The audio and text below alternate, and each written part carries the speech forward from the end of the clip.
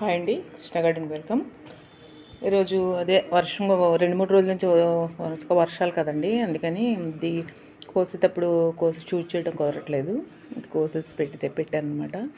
కొంచెం వంకాయలు ఎక్కువ దొరికినాయి. 2 రకాల వంకాయలు, ఒకటి పొడవు వంకాయలు, ఒకటి మామూలు నీళ్ళ వంకాయలు, తర్వాత తెల్ల వంకాయలు దొరికినాయి.